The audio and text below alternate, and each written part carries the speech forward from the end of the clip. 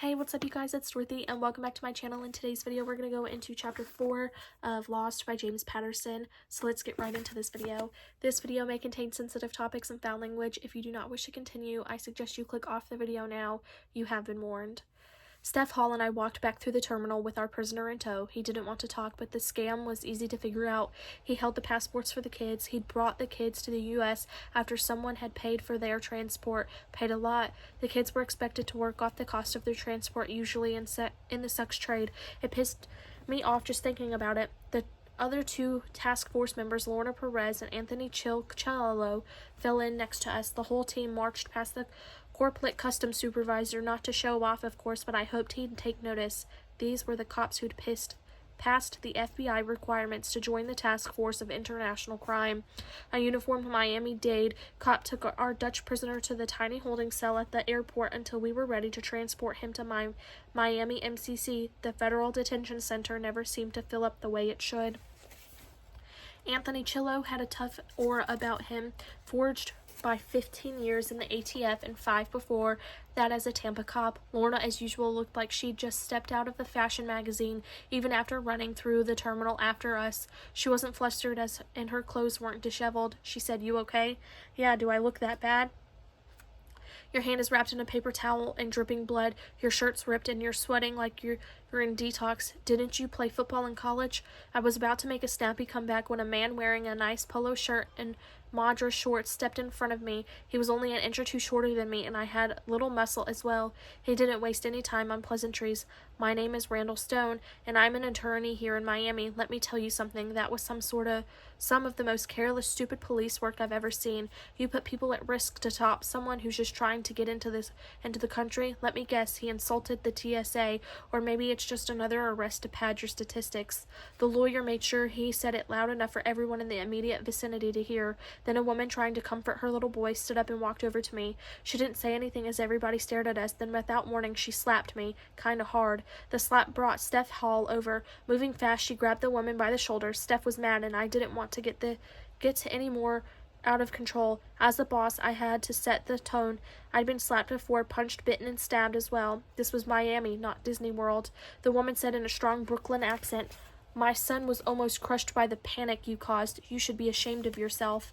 I stood there silently staring at the woman. I wanted to point out that it was the suspect who fired a pistol and run, but years of experience had taught me to let this go. In fact, from an early age, I learned to let most things go. My lack of achievement on the University of Miami football field, my failed love life, and even parts of my family life.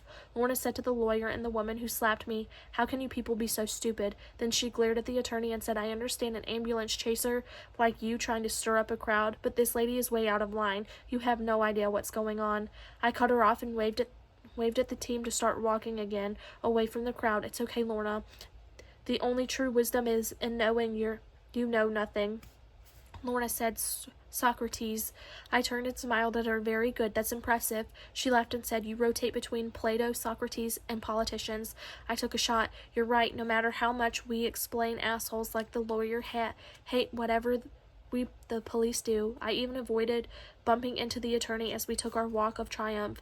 Everything in police work depended on experience. I wanted to lead everyone away from these loud mouths before someone said or did something stupid. Lorna had a temper, something she'd have to learn to control. Maybe my example could serve as a lesson. I figured it was easier than some of the teaching methods I'd seen at local police departments.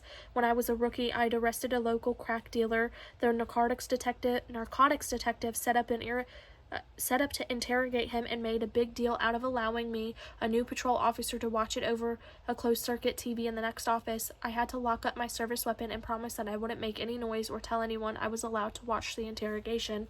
I sat there quietly with an older narcotics detective and watched as the two of the better-known narcotics detectives sat across a small table from the thin, antsy crack dealer. One of the detectives wore a shoulder holster. Less than a minute into the interview, the crack dealer started to shout, and then, without warning, he reached across the small table and grabbed the pistol in the shoulder holster. It happened so fast I didn't react until he was standing behind the table with the gun raised at the two detectives.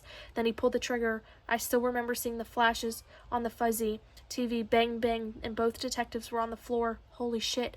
I sprang out of my seat, burst through the door into the hallway, and yanked open the door to the interrogation room. That's when I got one of the biggest surprises of my life.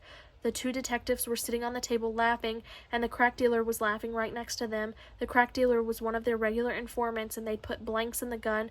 The idea was to have a laugh at the expense of a rookie and teach him 2 important lessons, both of which I have never forgotten. Don't wear a shoulder holster because it's tactically unsound, and don't take a gun into an interrogation with a prisoner in the first place. I also learned that a person could literally have the piss scared out of him from a prank like that. Today I've learned never to underestimate the speed of a skinny guy, and Lorna had learned that it never paid to argue with an idiot. That is the end of this chapter. I will see you guys in the next video. Bye.